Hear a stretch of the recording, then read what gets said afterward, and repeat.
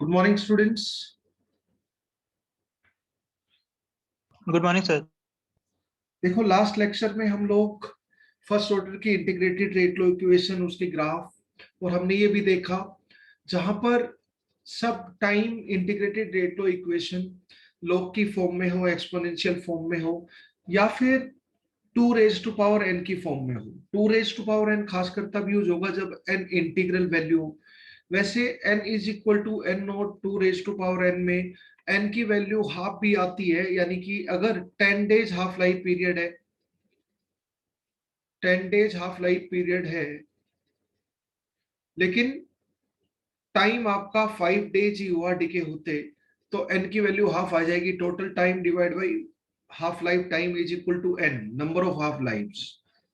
तो भी आप यूज कर सकते हो क्योंकि √2 की वैल्यू निकाली जा सकती है, इसलिए तो इन जनरल यूज कर सकते हो। लेकिन जब n की वैल्यू इंटीग्रल हो या n की ऐसी वैल्यू हो जिससे कैलकुलेशन आपको आसान हो, तब खासकर इसको यूज करेंगे आप।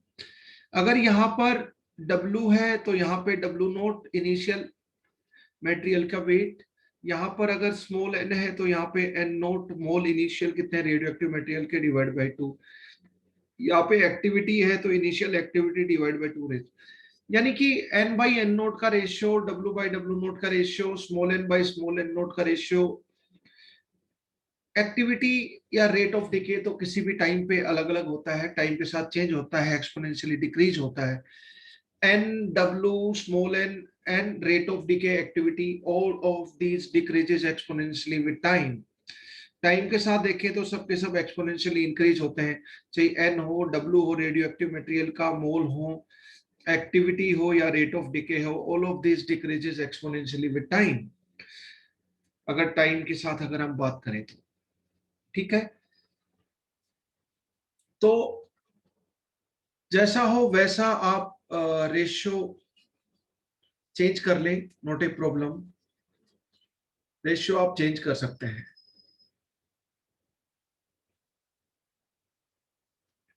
अब देखो,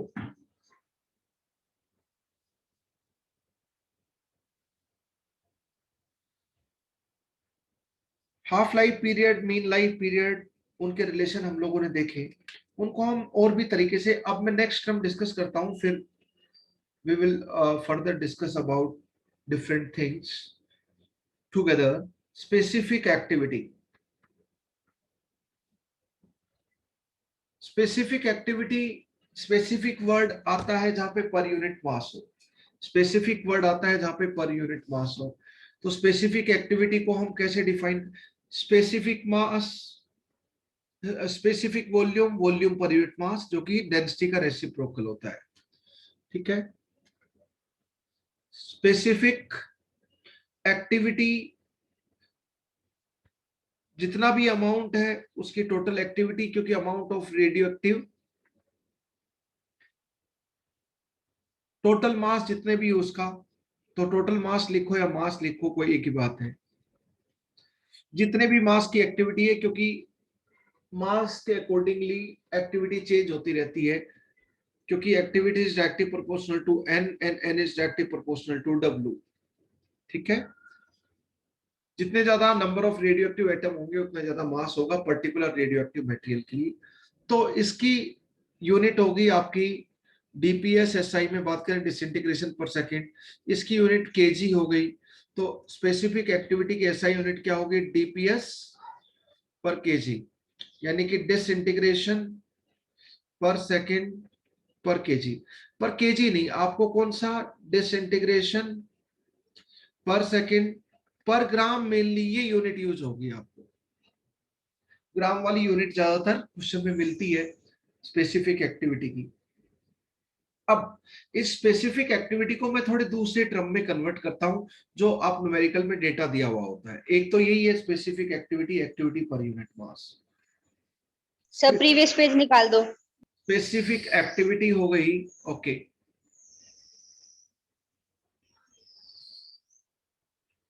अब क्या क्या दिया हुआ होगा क्वेश्चन में, उस रेडियो एक्टिव एलिमेंट का हो गया सर, एटॉमिक मास दिया हुआ होगा, उसका लेमडा दिया हुआ होगा। तो लेमडा और एटॉमिक मास की टर्म में हम स्पेसिफिक एक्टिविटी निकालते हैं, क्योंकि जनरली ये दिया हुआ होता है। एक्टिविटी पर यूनिट मास से तो आप निकाल ही सकते हो, अगर एक्टिविटी दे रखी है तो एक्टिविटी पर यूनिट मास तो बिंदास यूज करेंगे, वो तो डेफिनेशन ही है, वो तो डेफिनेशन ही है, राइट। स्पेसिफिक एक्टिविटी, देखो एक्टिविटी पर यूनिट मास, एक्टिविटी को मैं लेमडा एन लिख सकता हूं पर यूनिट मास। एन को क्या लिखूंगा, number of moles multiplied by Avogadro number per unit mass. N को मैं लिख सकता हूं ऐसे। अब लेमडा तो आ गया, अब एन को लिख सकता हूं मोल को W by M. W by M मैंने मोल को लिख दिया, मल्टीप्लाइड बाई एन है। डब्ल्यू डब्ल्यू के साथ खेलने चला गया, तो क्या समझ में आया, lambda multiplied by Avogadro number divide by M. ये आपका एटॉमिक मास है, मॉलिक्यूलर मास तो हो नहीं सकता क्योंकि न्यूक्लियस और एटम की बात करते हैं। ये एवोगैड्रो नंबर है, सबको पता है।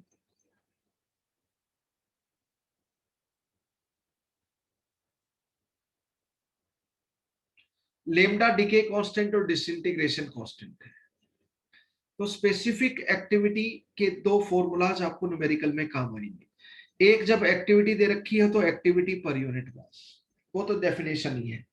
दूसरा, जब लेमडा और एटॉमिक मास दे रखा हो decay constant and atomic mass of radioactive material, तो lambda N A divide by उसका एटॉमिक मास, लेमडा और एम दे रखा हो, खुद कन्वर्ट कर सकते हो आप। मोल कॉन्सेप्ट की सिंपल सी चीजें हैं। Number of atom is equal to mole of atom multiplied by N A.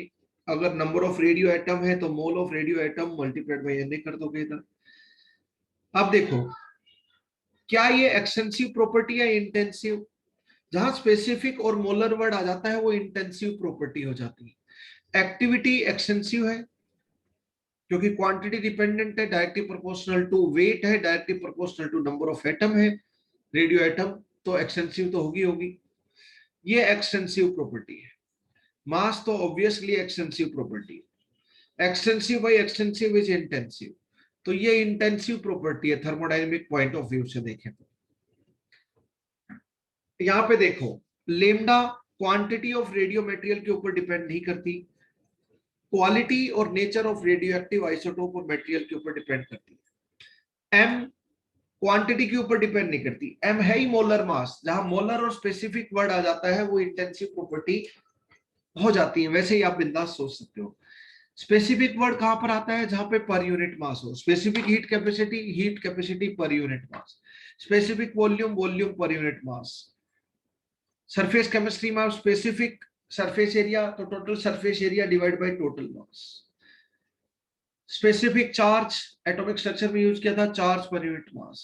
Specific activity यहां पर यूज कर रहे हो स्पेसिफिक रेडियो एक्टिविटी पर, specific radio activity term use नहीं किया जाता, स्पेसिफिक एक्टिविटी किया जाता है। अगर आपको ध्यान हो तो एक्टिविटी हमने कहीं और भी यूज किया था, केमिकल इक्विलिब्रियम में या मोल कॉन्सेप्ट में। सारी कॉन्सेंट्रेशन टर्म पढ़ी थी, उसमें एक कॉन्सेंट्रेशन टर्म एक्टिव मास और एक्टिविटी और इफेक्टिव कॉन्सेंट्रेशन भी स्मॉल है जो यूनिटलेस डायमेंशनलेस थी, उसके लिए भी एक्टिविटी वर्ड यूज करते थे हम लोग। लेकिन ये एक्टिविटी रेडियो एक्टिविटी है, वो एक्टिविटी एक्टिव मास और इफेक्टिव कॉन्सेंट्रेशन है। दोनों जगह एक्टिविटी यूज होती है, never ever get confuse between the two. ठीक है, ओके। स्पेसिफिक एक्टिविटी तो दोनों फॉर्मूला यहां पर यूज होंगे। तो specific activity quantity of material के ऊपर डिपेंड नहीं करती, क्वालिटी। हाँ, स्पेसिफिक वर्ड स्पेसिफिक ग्रेविटी में आता है। स्पेसिफिक ग्रेविटी मतलब relative density for solid and liquid. अगर किसी की स्पेसिफिक ग्रेविटी x है तो relative to water at 4 degree Celsius होता है डेंसिटी किसी भी सब्सटेंस की, तो उसको स्पेसिफिक ग्रेविटी बोल देते हैं। स्पेसिफिक ग्रेविटी x है तो उसकी डेंसिटी x ग्राम पर ml हो जाएगी। स्पेसिफिक ग्रेविटी आपकी x है तो डेंसिटी आपकी x ग्राम पर ml हो जाएगी। स्पेसिफिक ग्रेविटी x है तो डेंसिटी आपकी x ग्राम पर ml हो जाएगी, ठीक है, x ग्राम पर ml। तो दोस्तों स्पेसिफिक एक्टिविटी इंटेंसिव प्रॉपर्टी है, वैसे स्पेसिफिक ग्रेविटी भी इंटेंसिव प्रॉपर्टी है। मान लो स्पेसिफिक ग्रेविटी किसी सॉल्यूशन की 0.8 है, उसकी जो यूनिट डायमेंशन होती नहीं स्पेसिफिक ग्रेविटी की, तो डेंसिटी क्या हो जाएगी 0.8 ग्राम पर ml, है ना, ये हम पढ़ चुके हैं कॉन्सेंट्रेशन टर्म में, मोल कॉन्सेप्ट में, बिगनिंग में। तो specific gravity is nothing but density in gram per ml numerically, ठीक है, यूनिट छोड़ दीजिए। डेंसिटी की यूनिट होती है स्पेसिफिक ग्रेविटी, तो रिलेटिव डेंसिटी है density of any solid liquid divide by density of water at 4 degree Celsius which is 1 gram per ml denominator में, वही रिलेटिव टू वाटर है, कुछ नहीं बोला हो तो रिलेटिव टू वाटर लेना है। ओके, ये फॉर्मूला आपको काम आएगा। यहां पर ये nature of radio active material के ऊपर डिपेंड करता है, क्वांटिटी पे नहीं। ये भी इंटेंसिव प्रॉपर्टी है, मोलर जहां वर्ड आ गया, स्पेसिफिक जहां वर्ड आ गया, वो इंटेंसिव हो जाता है। ये भी इंटेंसिव प्रॉपर्टी है।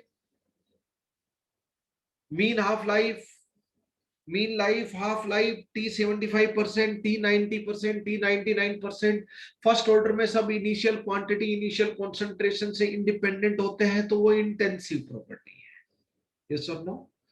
इंटेंसिव। 100 ग्राम लो तो भी हाफ लाइफ वही है, 500 ग्राम रेडियो एक्टिव मटेरियल लो तो भी हाफ लाइफ वही है। तो डिके कांस्टेंट इंटेंसिव प्रॉपर्टी हो गई, इसलिए 1/λ हाफ लाइफ, मीन लाइफ भी, एवरेज लाइफ भी इंटेंसिव प्रॉपर्टी होगी। मीन लाइफ का डेरिवेशन मैंने आप लोगों को वो एक इंटीग्रेशन बाय पार्ट्स वाला जो रिलेशन था वो मैंने आपको ग्रुप में शेयर किया था, यू कैन सी, बड़ा सिंपल सा है। ऐसा ही डेरिवेशन मीन लाइफ का आप फिजिक्स में भी करते हो, क्योंकि ये रेडियो एक्टिविटी फिजिक्स में भी है, यहां पर भी करते हो। केमिकल काइनेटिक्स में भी फर्स्ट ऑर्डर की रिएक्शन में, केमिकल काइनेटिक्स में यहाँ 1/λ लिख रहे हैं, केमिकल काइनेटिक्स में क्या लिख देंगे 1/k, mean half life of first order reaction 1/k, chemical kinetics में ये हो जाएगा। रेडियो एक्टिविटी में रेट कांस्टेंट की डीके कांस्टेंट, रेट कांस्टेंट की जगह डीके कांस्टेंट और डिसइंटीग्रेशन कांस्टेंट ले लेता है। ओके, हेने ऑफ कोर्स पर मोल हो गया, वो भी एक मोल में कितने होते हैं पर मोल है, तो डेफिनेटली वो भी इंटेंसिव प्रॉपर्टी है, वो तो कांस्टेंट ही है, उसको तो छोड़ ही दो, ठीक है। तो उसको तो इंटेंसिव प्रॉपर्टी बोलने कोई मतलब नहीं है, कांस्टेंट गुणा करने से इंटेंसिव इंटेंसिव रहते हैं, एक्सटेंसिव एक्सटेंसिव रहता है, उसको छोड़ दो, ये इंटेंसिव प्रॉपर्टी होगी, ठीक है। Molar mass, molar volume, molar heat capacity, molar जहां पर भी आता है वो इंटेंसिव प्रॉपर्टी हो जाती है, ठीक है। तो स्पेसिफिक एक्टिविटी का ये फॉर्मूला यूज होगा, आपको बोलेंगे स्पेसिफिक एक्टिविटी इतनी है, जैसे डीपीएस पर ग्राम में अगर हम लें तो रेडियम की जो रेडियम 226 की स्पेसिफिक एक्टिविटी होती है वही 1 क्यूरी होती है, उसी एक्टिविटी को 1 क्यूरी बोलते हैं। 1 ग्राम ऑफ रेडियम की जो एक्टिविटी होती है वही 1 क्यूरी बोला जाता है, वही 1 क्यूरी बोला जाता है। तो 1 curie is defined as 1 curie, अगर आप सिंबॉलिक रिप्रेजेंटेशन न्यूमेरिकल में देखोगे तो CI करके लिख देते हैं, ये यूनिट ऑफ रेडियो एक्टिविटी है। देखो 1 curie is defined as 1 curie is defined as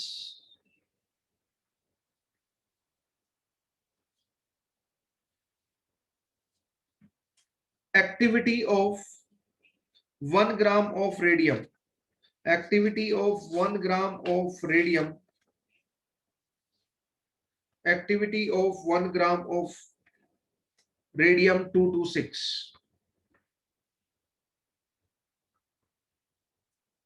या फिर specific activity of radium 226, specific activity of radium 226।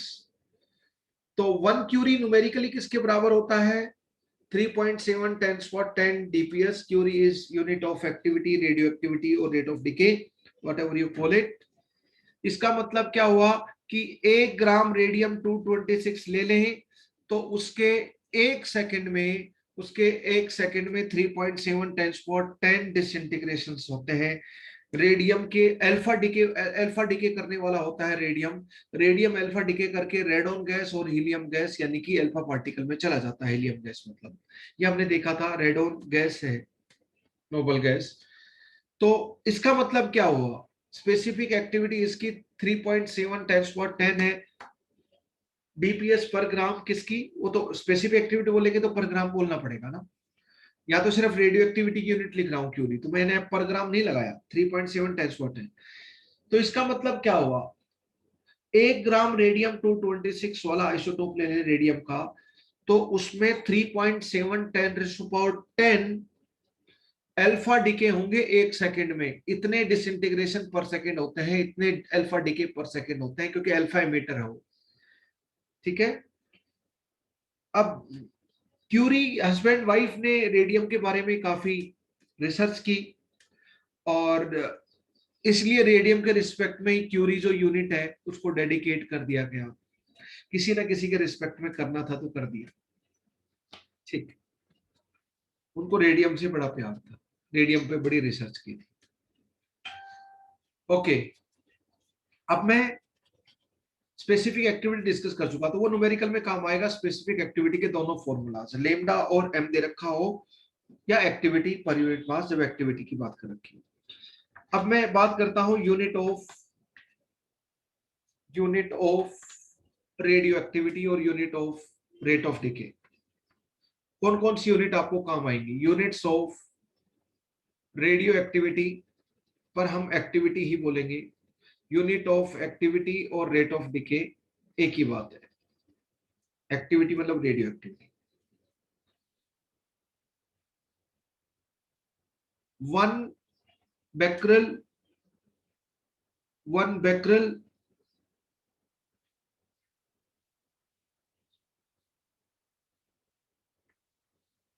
is equal to 1 dps, which is SI unit of rate of decay or activity or radioactivity. दूसरी unit कभी कभी Rutherford भी आएगी।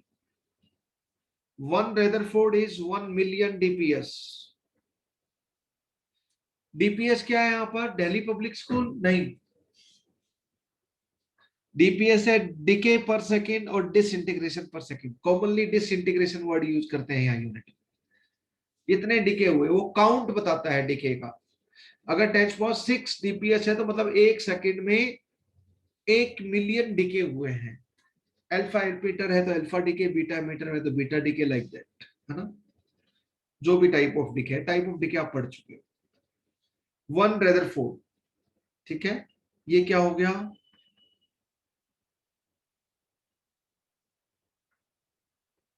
अब 1 Curie is equal to 3.7 10 dps, right?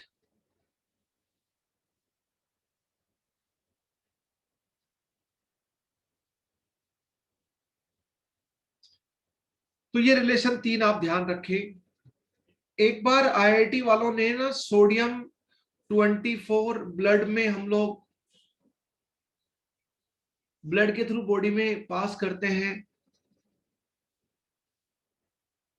तो उसी के ऊपर एक पेशेंट में कितना लीटर ब्लड है, वॉल्यूम ऑफ ब्लड पूछा था एक क्वेश्चन। आगे हम क्वेश्चन की प्रैक्टिस करेंगे। वॉल्यूम ऑफ ब्लड हम लोग पूछते हैं। उस क्वेश्चन में एक अच्छा सा क्वेश्चन था, उसमें एक यूनिट यूज की थी डिसइंटीग्रेशन पर मिनट, डीपीएम। तो सबका रिलेशन हम एसआई यूनिट डीपीएस से देख रहे हैं। तो डीपीएम और डीपीएस में क्या रिलेशन होगा, जल्दी बताइए। 1 DPS is fill in the blanks DPM, disintegration. Sir एक बार लास्ट पेज निकाल दो। देखो, ये है डीएन, ये है डीटी।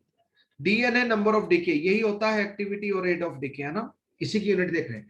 तो ये तो हो गया डिसइंटीग्रेशन। अब ये सेकंड में है तो डिसइंटीग्रेशन पर सेकंड, ये मिनट में है तो डिसइंटीग्रेशन पर मिनट, ये आपका आर में डिसइंटीग्रेशन पर आर, डिसइंटीग्रेशन पर डे, कोई भी टाइम आ सकता है इधर यूनिट में। तो डिसइंटीग्रेशन पर मिनट, डीपीएम यूज होती है रेयरली, डीपीएस तो है ही कॉमन। बताओ यहाँ पे क्या नंबर लिखूं मैं? 1/60. 1/60। कोई और दूसरा?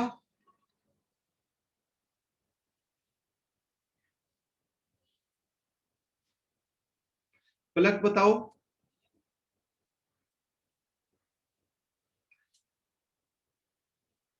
1/60 होगा सर।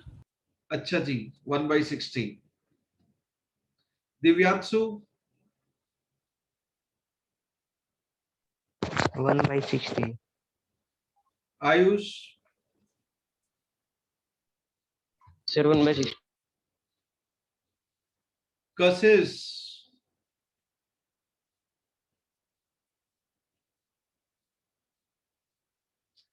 कशिश क्या होगा? 1/60 होगा या कुछ और होगा? चलो मैं दो ऑप्शन देता हूं आपको, 1/60 एंड 60।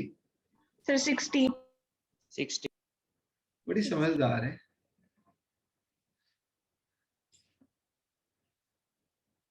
लक्ष्य क्या होगा?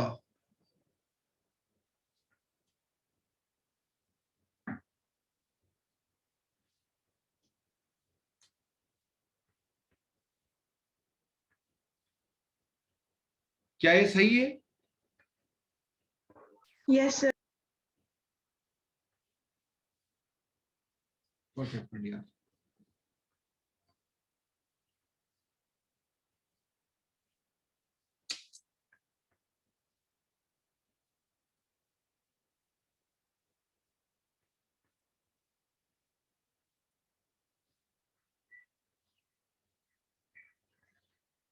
देखो ये है डिके, ये तो पर मतलब डिवाइडेड बाई, और डिवाइडेड बाई क्या है? सेकंड। मैं लिखूं 5 ग्राम पर ml किसी की डेंसिटी है, इसका मतलब क्या हुआ?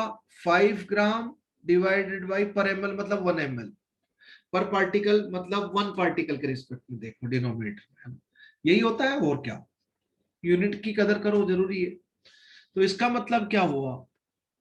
1 डिसइंटीग्रेशन, ऐसे शॉर्ट में लिख देता हूं, पूरा वर्ड नहीं लिखूंगा मैं, disintegration. 1 disintegration 1 disintegration divided by 1 second, ऐसे लिख सकता हूं इसको। और ये क्या है? 1 डिसइंटीग्रेशन बाई पर मिनट मतलब 1 मिनट। चलो ऊपर यहां पर भी डिसइंटीग्रेशन, इस यूनिट में भी, इस यूनिट में भी। मैं आपको बच्चों वाला तरीका बता रहा हूं, in case you forget it, how to convert 1 unit into another unit. Sir 1 disintegration, yes please.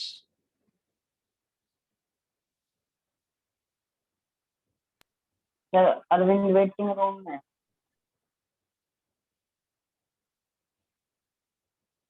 बेटा वो ऑफिस से मॉनिटर कर रहे हैं।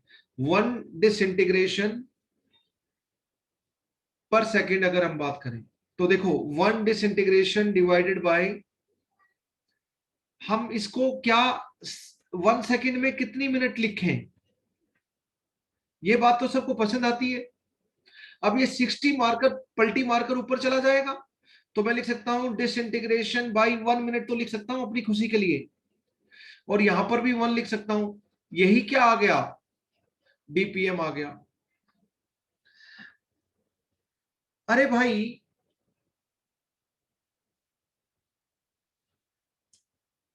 1 DPS is equal to 60 DPM, यहां पे पर सेकंड और मिनट डिवीजन में है। अगर मल्टीप्लीकेशन में होती ना तो 1 minute is equal to 60 second होता, लेकिन 1 minute inverse is equal to 1 by second, second inverse. 1 minute is 60 second, 1 minute inverse is 1 by 60 second inverse. तो यहां तो मिनट इनवर्स सेकंड इनवर्स है। समझ गए ना? डिवीजन में है मिनट और सेकंड। हो गया कन्वर्ट, ए फॉर एप्पल, ए चली। अब मैं आपको एक स्टेटमेंट दे रहा हूं, आपको बताना है यूनिट, ये सारी यूनिट जो भी यूनिट काम आएंगी सब यूनिट हम लोग डिस्कस कर चुके हैं। 1 becquerel 1 dps, 1 dps 60 dpm, 1 Rutherford million dps, 1 Curie 3.7 10 dps। ठीक है,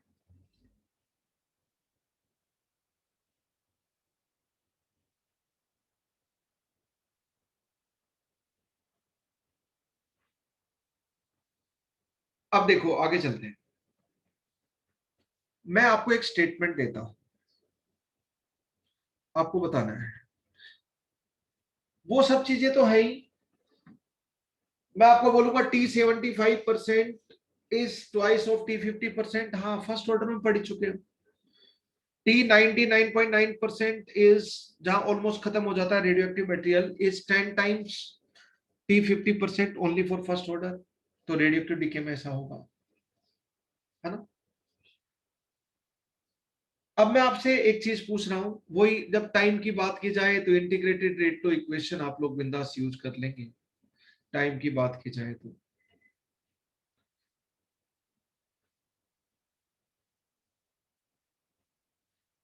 क्या मैं बोल सकता हूं एवरेज और मीन लाइफ, एवरेज और mean life of radio active material, true और फॉल्स बताना, of radio active material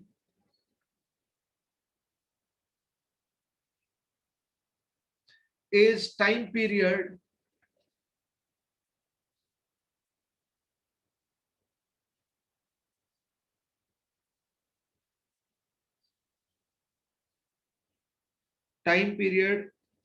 in which radio atoms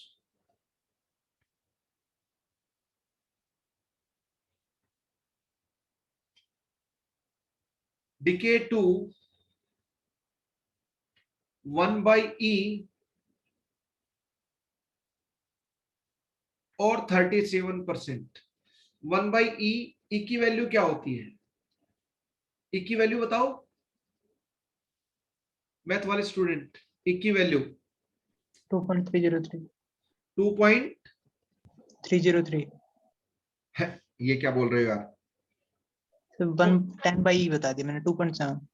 2.1 voice is not clear. हाँ वो आपने एलन और लॉग में रिलेशन बता दिया फटाक दे से बताने के चक्कर में, कोई नहीं। E की वैल्यू बताओ 2 पॉइंट,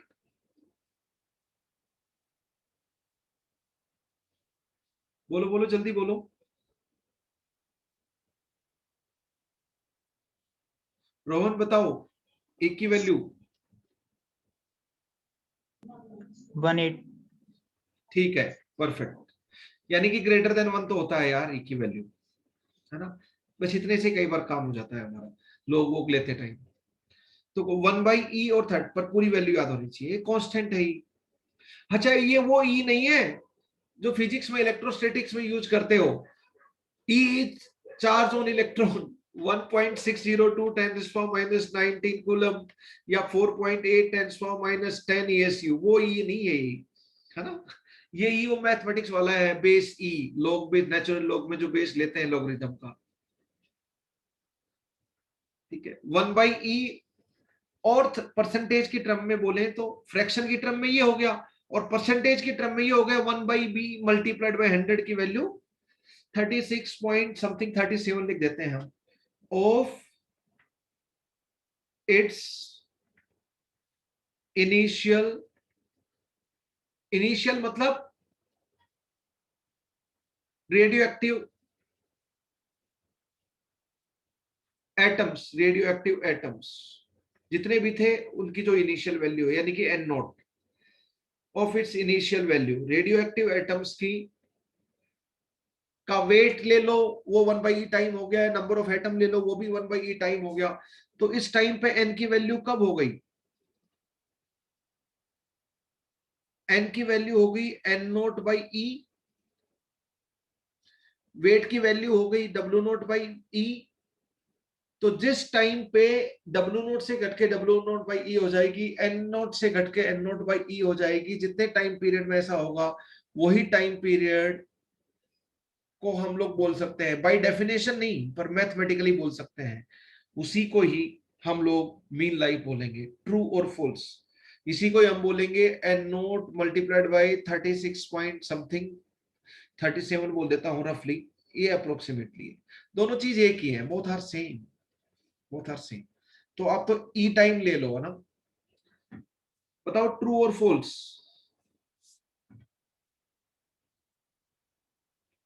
ट्रू और फॉल्स, देखो क्या बोला है, हमें ये पता है वो टाइम, अगर ये जो टाइम बताया है ना इसमें मीन लाइफ तो होता है 1/λ, हमारा जो टाइम आएगा वो 1/λ आ जाए तो हम बोलेंगे वो मीन लाइफ के बराबर ही है, क्या प्रॉब्लम है।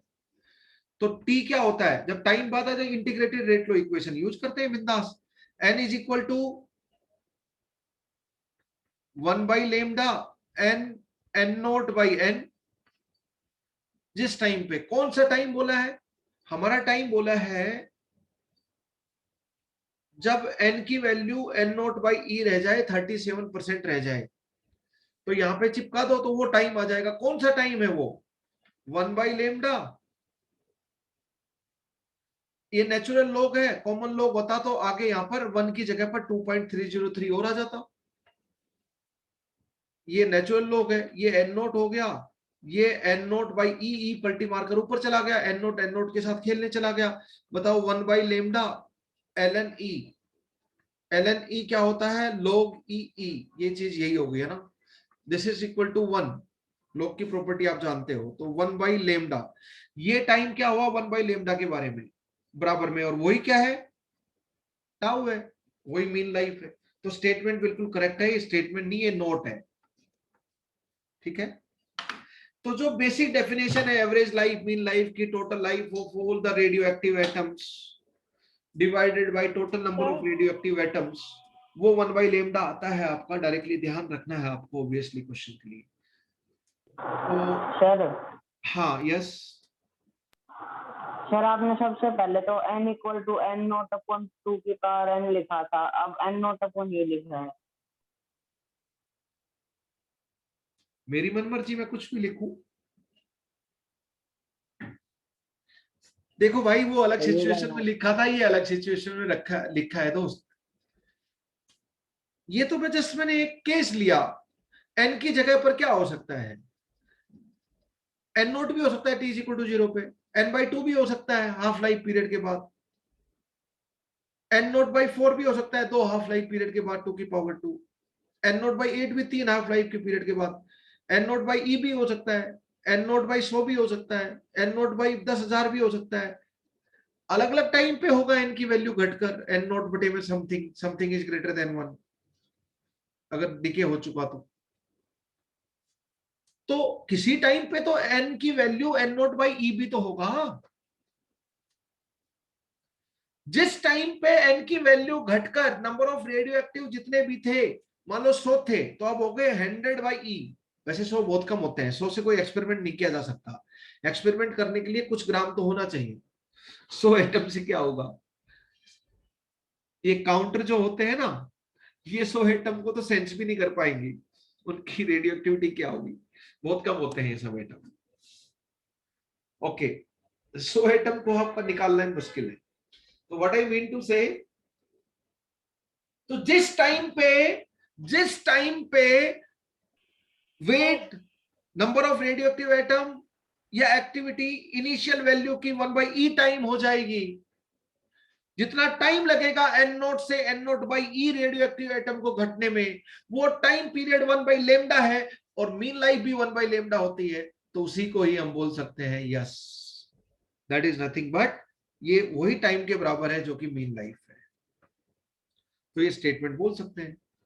Are you able to understand? Yes sir. Okay, ये तो जस्ट एक स्टेटमेंट है। सर लास्ट पे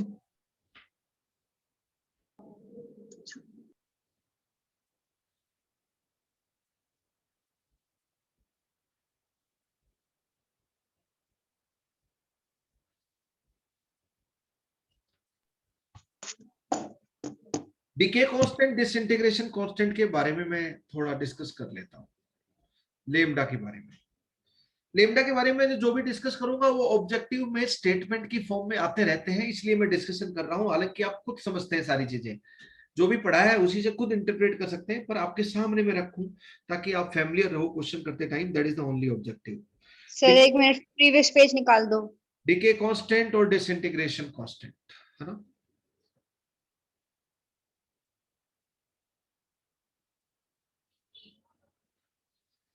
डीके कांस्टेंट और डिसइंटीग्रेशन कांस्टेंट के बारे में कुछ पॉइंट हम लोग डिस्कस करें। हो गया सर। देखो, लेमडा जब रेट लो लिखा आपने, rate of decay is directly proportional to number of radio atoms, वहीं से लेमडा आया था। तो एक्टिविटी और रेट ऑफ डिके था आपका dn/dt, और वो आया था लेमडा n। ये law of radio active decay से हमने देखा था n की पावर 1, जो कि फर्स्ट ऑर्डर है। यहाँ पे 1 तो लिखेंगे नहीं, 1 लिखते ही नहीं है फर्स्ट ऑर्डर वाला, वो तो अपने आप 1 लिखा हुआ है, नहीं लिखे हुए भी। देखो, इसको मैं थोड़ा घुमा फिरा के लिखता हूं और उसको स्टेटमेंट की फॉर्म में मैं बोल दूंगा। लेमडा को a/n लिख सकता हूं क्या, या ऐसे भी लिख सकता हूं क्या? एक ही तो बात है यार।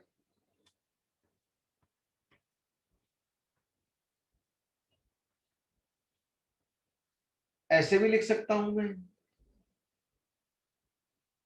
ये क्या है? रेट ऑफ डिके है ए और R. Rate of decay per radio atom, per atom is decay constant. तो कोई आपको बोलेगा decay constant is defined as rate of disintegration per atom, per radio atom. ये बस लैंग्वेज है वही, बोलने का तरीका अलग है। तो इस तरह स्टेटमेंट दे देंगे, आप बोलोगे जी हाँ बिल्कुल सही बात है, ये एक्सप्रेशन यही बोल रहा है, समझो। तो ये क्या है? रेट ऑफ डिके और एक्टिविटी पर एटम।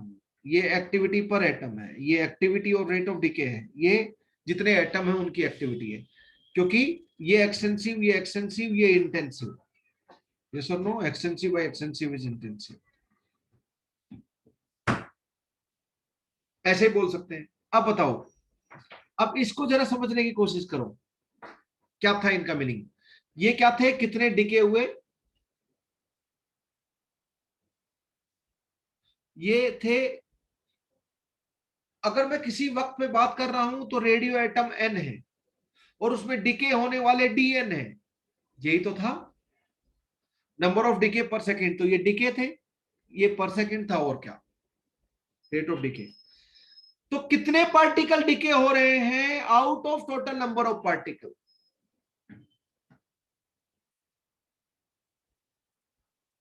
इसी को तो प्रोबेबिलिटी ऑफ डिके बोलते हैं। मैथमेटिक्स में क्या पढ़ते हो? प्रोबेबिलिटी। कितने चीज फेवर में है, टोटल पॉसिबिलिटी कितनी है, वही प्रोबेबिलिटी होती है, और क्या? यही से प्रोबेबिलिटी आप लोग ये बिल्कुल फंडामेंटल तरीके से ऐसे सोचना स्टार्ट करते हो, फिर तो बहुत। सर आपने सेकंड के ऊपर क्या स्टेटमेंट कही थी अभी? क्या? सेकंड लाइन के ऊपर स्टेटमेंट क्या है? ये है, मैं लिखवा दूंगा, ये है रेट ऑफ डिके, ये है एटम, तो पर एटम। तो लेमडा लिख लो, स्टेटमेंट लिख लो। Lambda is defined as, lambda is defined as rate of decay per atom. किसका एटम? Radio active atom. रेट और rate oblique activity of decay per atom. ये एक्टिविटी है, रेट है, रेट ऑफ डिके है, ये है एटम, तो पर एटम। इसी को मैंने लैंग्वेज में लिखा हो, कुछ नहीं। अब ये क्या है? ये पूरी चीज क्या है? Probability of decay. और ये क्या है? Per unit time. तो ये प्रोबेबिलिटी ऑफ डिके के बटे में कर देंगे टाइम, जितने टाइम इंटरवल में उतना डिके हुआ। तो इसको बोलूंगा कितना डिके हुआ, कितने एटम में से टोटल एटम n है, उसमें डिके होने वाले dn है, इसे तो प्रोबेबिलिटी ऑफ डिके बोलते हैं। तो लेमडा को हम दूसरी तरह लैंग्वेज में क्या बोलेंगे? Lambda is probability of decay per unit time, या पर सेकेंड बोल दो। Lambda is probability of decay per unit, इससे ये स्टेटमेंट लिखोगे, इससे ये स्टेटमेंट पहले वाला लिखा था, प्रोबेबिलिटी ऑफ डिके पर सेकेंड और पर यूनिट टाइम, है ना। ठीक है, स्टेटमेंट की फॉर्म में आपको लिखे हुए मिलेंगे। अब मुझे एक चीज बताना, इसको गौर से देखना, गौर से, ऊपर वाले को। मुझे बताओ, रेडियो एक्टिव मटेरियल डिके होने में फाइनाइट टाइम लेता है या इनफाइनाइट टाइम? इनफाइनाइट।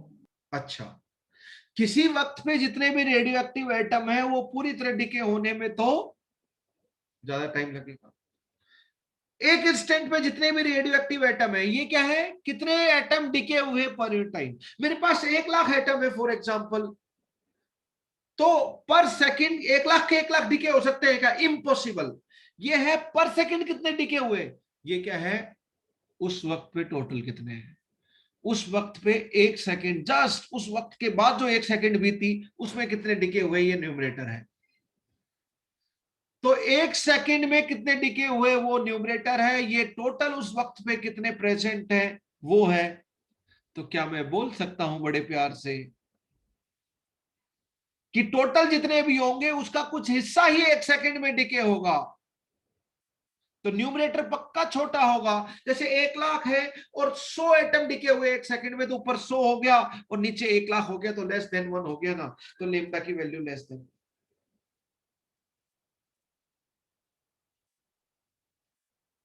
बात समझ में आई? बस रिलेशन वही है, उसका इंटरप्रिटेशन हम अलग अलग तरीके से निकाल रहे हैं, और इन सब तरीके से आपको स्टेटमेंट मिल सकते हैं ऑब्जेक्टिव में। सब मैथमेटिकल रिलेशंस को लैंग्वेज में कन्वर्ट कर रहे हैं, nothing else, by giving different twist and turns in mathematical format, nothing else. सब छोटा मोटा गेम है। अब रेडियो एक्टिव एटम का तो लेमडा कुछ ना कुछ होगा। अच्छा, एक लास्ट क्लास का स्टेटमेंट और यूज कर लेता हूं, वो भी ऑब्जेक्टिव मिलता है, just came to my mind. क्या मैं बोल सकता हूं lambda is equal to negative of slope of plot और graph between ln n versus t, और ln a छोड़ दो, ln n ले लो, वो भी ले सकते हो, ln a versus t, ln w versus t, जो भी है ना। ये ग्राफ याद है, ध्यान है, ln n वर्सेस t का ग्राफ क्या था, ये ग्राफ था। इक्वेशन थी ln n note minus lambda t, और इसका जो स्लोप था वो माइनस ऑफ लेमडा था। तो जो भी स्लोप है उसका माइनस करते तो लेमडा आ जाएगा। ऑब्जेक्टिव में ये भी स्टेटमेंट आता है। अच्छा, रेडियो एक्टिव मटेरियल का लेमडा तो लेस देन 1 और लेमडा तो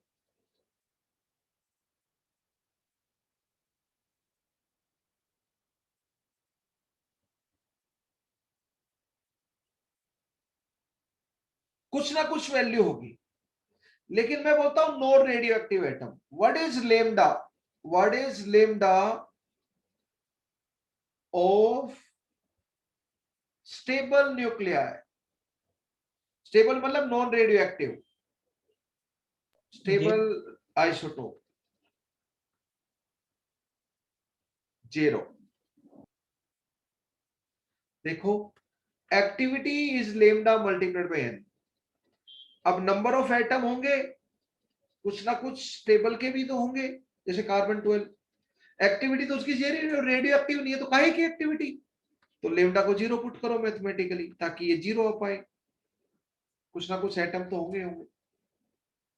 एक्चुअली ये टर्म हीट डिके कांस्टेंट उसी के लिए डिफाइंड है जिसके लिए हम बोलेंगे जो डिके हो रहा है, जो रेडियो एक्टिव डिके हो रहा है, जो रेडियो एक्टिविटी रख रहा है, तो स्टेबल है, उसके लिए डिफाइंड ही नहीं है। पर अगर बोला जाए तो 0 बोल देना, and this is the mathematical way to explain. ठीक है, राइट। अब what is the relation between, objective में डायरेक्टली ऑप्शन की फॉर्म में आएगा, just came to mind, relation between t half life period दोनों and mean life period first order reaction के लिए, यहाँ पे radio activity first order. What is the relation between two, सब लोग बताओ जल्दी से फटाक से, कौन सा बड़ा होता है? मीन लाइफ की वैल्यू बड़ी होती है रेडियो एक्टिव मटेरियल के लिए, या फर्स्ट ऑर्डर कोई भी रिएक्शन हो केमिकल काइनेटिक्स की, या हाफ लाइफ पीरियड बड़ा होता है? कौन सा बड़ा होता है? मैं बोलूंगा tau is equal to fill in the blanks, T 50% और टी हाफ। 74। कितनी फिल इन द ब्लैंक्स में क्या वैल्यू आएगी? ये बड़ा होता है, मीन लाइफ पीरियड बड़ा होता है, ये आएगी 1.44। कैसे? इसके बारे में मुझे कुछ बताना ही नहीं है। T 50% is equal to 0.693 ln2 divide by lambda, और tau is equal to 1 by lambda, 1 by इसको 0.693 1 बाई लेमडा अलग करके लिख लेता हूँ। 1 बाई लेमडा को अगर मैं लिखूंगा तो इसको मैं टाउ लिख देता हूँ। खेल खत्म, पैसा है जम। 1 बाई 0.693 इज इक्वल टू 1.44, चक दे फट्टे 90 गिल्ली। तो tau is greater than T 50% obviously. कितने टाइम? 1.44 टाइम। आप जानते हो सर वो ये 37%। ये रिलेशन जानते हो आप, और ये रिलेशन जानते हो आप, तो कर लो इसमें गुफ्तगू। करना क्या है? कुछ नहीं करना। सर वो 37% और ये 50% इससे रिलेशन कर सकते हैं? 37% और टी हाफ 50%। हाँ कर सकते हो, बिल्कुल।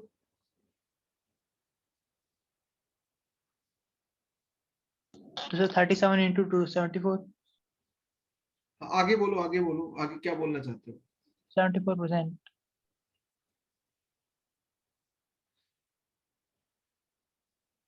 आई am not able to understand the question properly. आप सर कुछ बता रहे हो या पूछ रहे हो? पूछ रहा हूँ सर।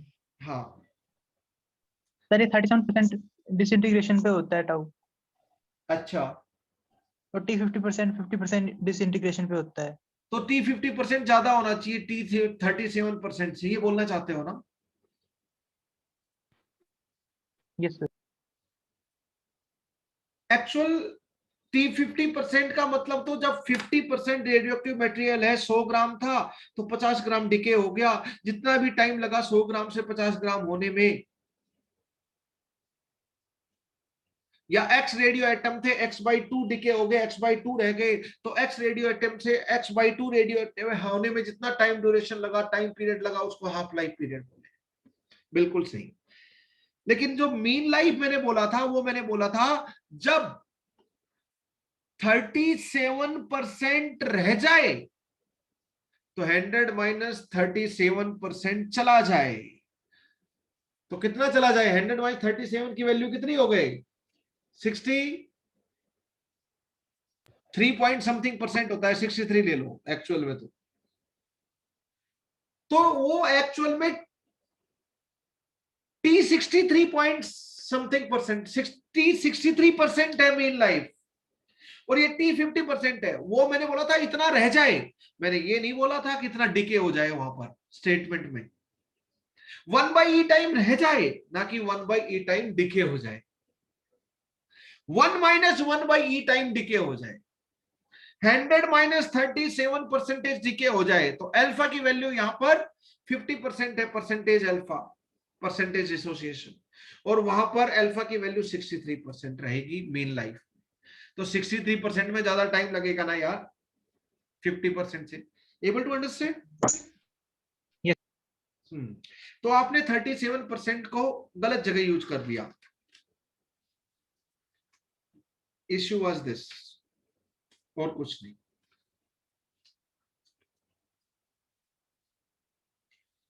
डन। तो बस अब हम न्यूमेरिकल के ऊपर आज को यूनिट देख ली हमने, ग्राफ देख लिया हम लोग ने, फर्स्ट ऑर्डर की सारी इक्वेशन मैं एक जगह नहीं लिखूंगा, आपको याद है केमिकल काइनेटिक्स में सब कुछ रिवाइज हुआ है, इसलिए आई एम नॉट टॉकिंग। मैं बस जस्ट अब हल्के हल्के न्यूमेरिकल से अब अच्छे न्यूमेरिकल की तरफ धीरे धीरे जाऊंगा। तो बिल्कुल A फॉर एप्पल से हम लोग स्टार्ट करते हैं। let us start with simple numerical. Let us have humble beginning of numerical application of radioactivity.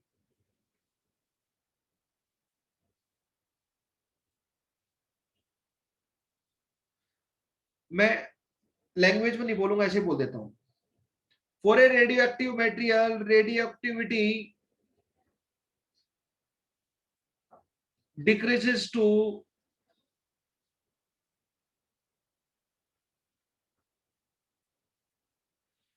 12.5% of initial activity in 90 days. पहले एक्टिविटी ए नोट थी, तो अब एक्टिविटी 90 दिन के बाद कितनी रह गई? 12.5% of A note. What is half-life period of radioactive material? What is mean life period of radioactive material? What is decay constant of radioactive material? मैं कुछ भी पूछ सकता हूं, कोई भी टाइम पूछ सकता हूं.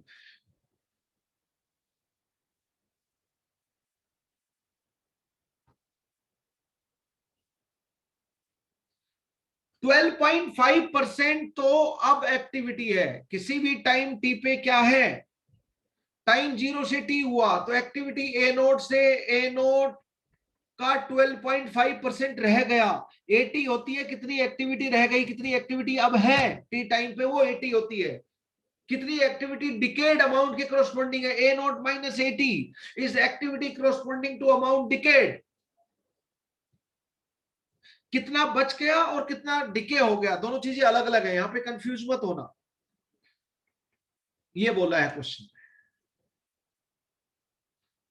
इसको मैं ये नोट बाई 8 लिख सकता हूं ना. यस, 25% मतलब ये 25 का आधा है 12.5, तो 25 होता तो 1/4, ये उसका भी आधा, तो 1/8 हो गया ये वैल्यू. अब एक्टिविटी, अब देखो मैं एक रिलेशन यूज कर लेता हूं ना डायरेक्टली. अब एक्टिविटी कितनी है टी टाइम बाद? इनिशियल कितनी थी? Divide by 2 raise to power n, और इसकी वैल्यू दे दी a not by 2 raise to power 3, that is a not by 8 को ऐसे लिख सकता हूं ताकि मैं n की वैल्यू निकाल पाऊं. तो n की वैल्यू 3 निकली.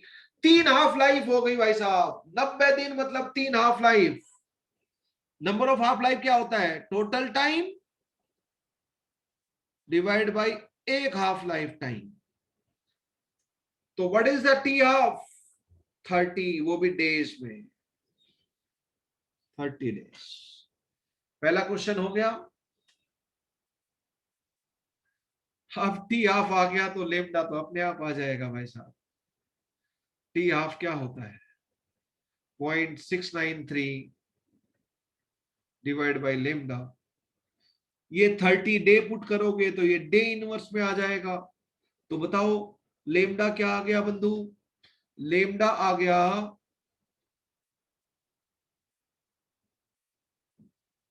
0.693 डिवाइडेड बाय 30. ये डे इनवर्स में आ जाएगा प्यार से. अब ये आ गया तो यार ये 1 बाय लेमडा होता है, पुट कर लोगे और क्या. तो ये कितना आ गया? 30 डिवाइड बाई 0.693, ये डे में आ जाएगा. ठीक है, ऑल डन. एक बार लेमडा आ गया तो सब कुछ आ जाएगा. टी हाफ, टी 90%, टी 99%, सब आ जाएगा. सब लेमडा की टर्म में ही होते हैं. टाउ क्या हो गया? 1 बाई लेमडा. टी हाफ क्या हो गया? 0.693 बटे लेमडा. टी 75% क्या हो गया? 0.693 डिवाइड बाई लेमडा गुणा में 2, क्योंकि टी 50% का डबल होता है. तो लेमडा आते ही तो सारे टाइम पीरियड आ जाते हैं फर्स्ट ऑर्डर में. वहां पे रेट कांस्टेंट बोल देते हैं काइनेटिक्स में, या डीके कांस्टेंट. तो के और लेमडा आने के बाद वहां पर के, यहाँ पर लेमडा फर्स्ट ऑर्डर का आने के बाद कोई भी टाइम पीरियड आ जाता है, कोई भी टाइम पीरियड आ जाता है, क्योंकि लेमडा ही चाहिए बस expression. Very simple.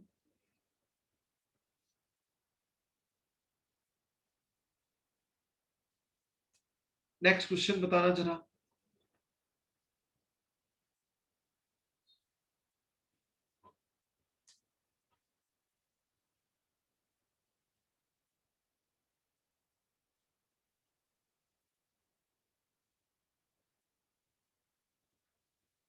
Uranium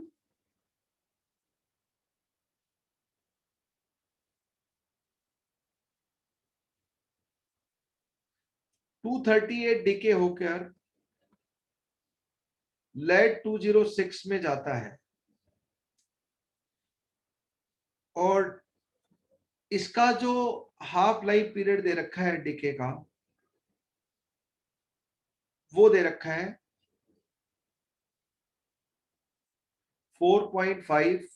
half life period of uranium 238 एक मटेरियल के लिए होता है, 238 मटेरियल है यूरेनियम, ये वाला आइसोटोप। 4.5 10⁻⁹ ईयर्स।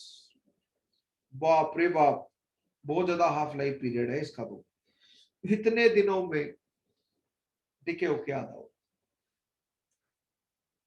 जितना ज्यादा हाफ लाइफ पीरियड उतना ही कम रेडियो एक्टिव। कोई बोले 2 सेकंड में ही आधा हो गया, अरे वो तो फटाफट डिके हो रहा है, बहुत सारे डिके कर रहा होगा per unit time, radio activities की ज्यादा है।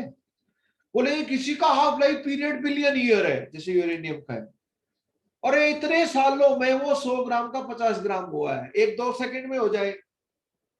तो जितना बड़ा हाफ लाइफ पीरियड उतना ही कम रेडियो एक्टिव है वो।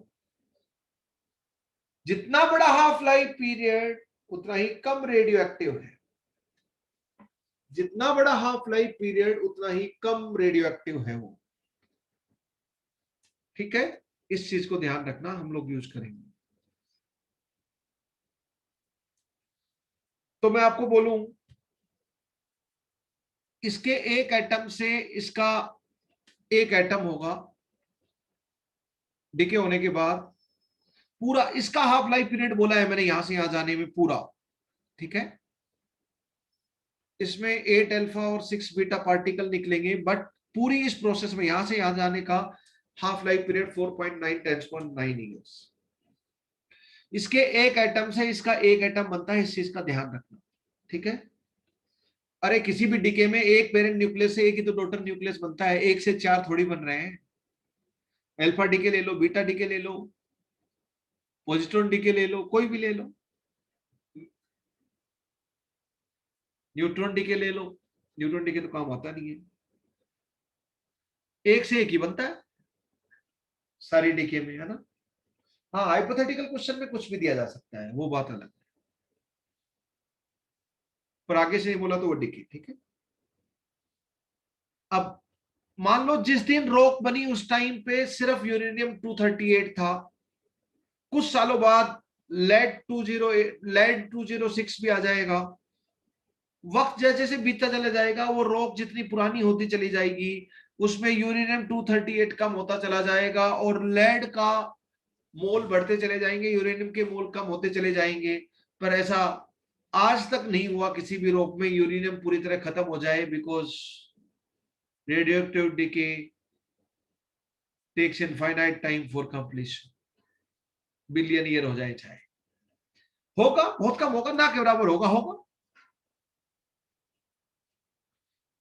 क्वेश्चन लिखो, ए सैंपल ऑफ रॉक, आप चाहो तो ओरली बता सकते हो, sample of rock from moon contains equal number of atoms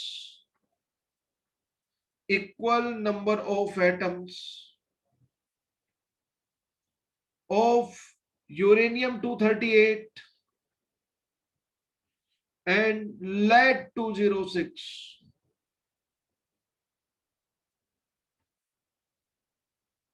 Half life period of uranium is 4.9 10⁻⁹ years. Half life period is 4.5 10⁻⁹ years of uranium 238. uranium 238 का half life period ये है। What is age of rock?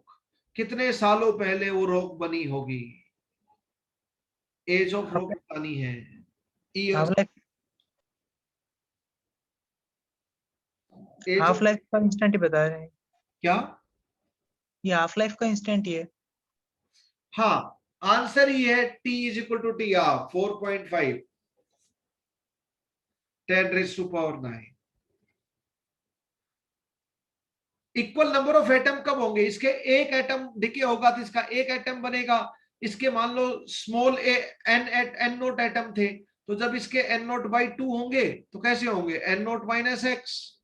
तो इसके x होंगे तो x की value N not by 2 होगी obviously. अरे इसका एक डिके होता तो एक बनता है यार, इसका जब एन से एन नोट बाई 2 होगा तो इसका भी एन नोट बाई 2 होगा, ऑब्वियस सी बात है। तो इसका एन नोट से घटकर एन नोट बाई 2 हो जाएगा। वही तो हाफ लाइफ पीरियड होता है, जितने भी इनिशियल एटम हो उसके आधे हो जाए जितने टाइम में हाफ लाइफ पीरियड। और 4.5 × 9 ईयर्स दे रखा, तो आपका आंसर ही हो गया 4.5 × 9 ईयर्स। आप बोलोगे नहीं सर मैं तो ना ऐसे ना सोचने वोचने का काम नहीं करूंगा, मैं तो सिर्फ लिखने का काम करूंगा सर। फॉर्मूला होना चाहिए, उसमें पुट करना होना चाहिए, तब आंसर आना चाहिए, और फिर मैं टिक करूंगा ऑप्शन पे। I want to go to very systematic board type process of solving the question. तो वैसा कर लेते हैं भाई साहब, कर लो। चलो हम लोग देखते हैं। स्टार्टिंग में इसके N not number of radioactive atom थे, जिसका हाफ लाइफ पीरियड दे रखा है यूरेनियम 238 का। इनके तो थे ही नहीं स्टार्टिंग में, as usual. t is equal to T पे इसका कोफिशिएंट 1 है, इसका कोफिशिएंट 1 है, इसका कोफिशिएंट 1 है, इसका कोफिशिएंट 8 है। इसके x एटम जाएंगे तो इसके x एटम पैदा होंगे, इसके 8x अल्फा पार्टिकल पैदा होंगे और ये 6x बीटा पार्टिकल पैदा होंगे जिस भी वक्त पे ऐसा हुआ। t is equal to T. Infinite time पे क्या हो जाएंगे? इनफाइनाइट टाइम पे फर्स्ट ऑर्डर में जो भी रिएक्टेंट होता है वो खल्लास हो जाता है। लैंग्वेज में बोलते हैं आफ्टर ए लॉन्ग टाइम, मतलब इन्फिनिटी मान लो। लैंग्वेज का मतलब आफ्टर ए लॉन्ग टाइम मतलब इन्फिनिटी। रिएक्टेंट खत्म कर देना न्यूमेरिकल, ठीक है। एन नोट वाइज ये खत्म हो गया था, एक्स की वैल्यू एन नोट, इसकी value 8 N not 6 N not, पर वो तो बात की कहानी है, हम तो बीच के किसी वक्त की बात कर रहे हैं। क्या बोला है? इस वक्त के ऊपर दोनों के एटम बराबर हैं, यूरेनियम के भी और लेड के भी। यानी कि किस वक्त की बात कर रहे हैं? जब यूरेनियम के atom is equal to lead के एटम, यानी कि एक्स की वैल्यू एन नोट बाई 2 है, उस वक्त की बात कर रहे हैं। यही तो बोला है क्वेश्चन में, एक्स की वैल्यू एन नोट बाई 2 है। एन नोट थे यूरेनियम के, एन नोट बाई 2 चले गए, तो बताओ हाफ लाइफ पीरियड की डेफिनेशन क्या होती है? यही डेफिनेशन होती है जितने इनिशियल एटम है रेडियोएक्टिव मटेरियल के, उसके आधे डिके हो जाए, आधे बच जाए। ये एक्स तो डिके हो गए और ये एन नोट माइनस एक्स बच गए, तो आधे बचे एन नोट से एन नोट बाई 2 और आधे चले गए एन नोट बाई 2 चले गए। तो इसी को तो हाफ लाइफ पीरियड बोलते हैं। आप बोलोगे नहीं सर मैं तो ना फॉर्मूला का दीवाना हूं, मैं सिर्फ फॉर्मूला से ही करूंगा। कर लो भाई, लो करते हैं फॉर्मूला से। Time required is equal to 2.303 divide by lambda. जब टाइम की बात की है तो integrated rate law equation use करना है, या एक्सपोनेंशियल फॉर्म में यूज करो या लॉगरिथमिक फॉर्म में यूज करो यार। ये किसके होते हैं? यूरेनियम 238 के, रिएक्टेंट के। ये किसके? यूरेनियम 238 के। लेड वेड के मत चिपका देना। सर एक बार लास्ट पेज निकाल। क्या होता है? ए गिविंग प्रोडक्ट्स, तो यहाँ पे ए नोट बाई 80 होता है लोग के अंदर, रिएक्टेंट होते हैं। यहाँ पे product P1 note by PT नहीं होता, रिएक्टेंट होता है लोग के अंदर। हाँ, रिएक्टेंट प्रोडक्ट सबकी कॉन्सेंट्रेशन, सबका अमाउंट, सबके एटम एक्स की इक्वेशन से कोरिलेट कर लेते हैं, वो बात सही है। तो अब आपकी वैल्यू क्या दे दी? T is equal to 2.303 divide by lambda. लोग क्या बोला है? उस वक्त की बात करो जिसपे एनटी की वैल्यू एन नोट बाई 2 हो जाए। ये तो आगे अभी भी आया था, फॉर्मूला के दीवाने। इन दोनों की एटम्स बराबर है यूरेनियम लेड के, तो इनके एटम मैंने बराबर किए। लेड के एटम इतने हैं, यूरेनियम के इतने बराबर किए, तो एक्स की वैल्यू ये आई। एक्स की वैल्यू यहाँ चिपकाई तो एन नोट बाई 2 और इसकी वैल्यू एन नोट बाई 2 आ गई उस वक्त के ऊपर। तो दोनों बराबर हो गए ना, N not by 2 N not by 2। तो ये एन नोट बाई 2 ये क्या आ गया? 2.303 log 2 divided by lambda, this is nothing but ln2। तो वो टाइम है ln2 by lambda। अरे इसे तो हाफ लाइफ पीरियड बोलते हैं यार, उसका फॉर्मूला तो ध्यान ही है। ln2 by lambda is nothing but T half. Your answer is ln2 by lambda, which in turn equal to T half, which is given as 4.5 × 10⁹ years। So guys and girls, our answer is टिंग टोंग। समझ गए? Okay बच्चों, thank you very much. Let us stop here. जय हिंद, जय भारत।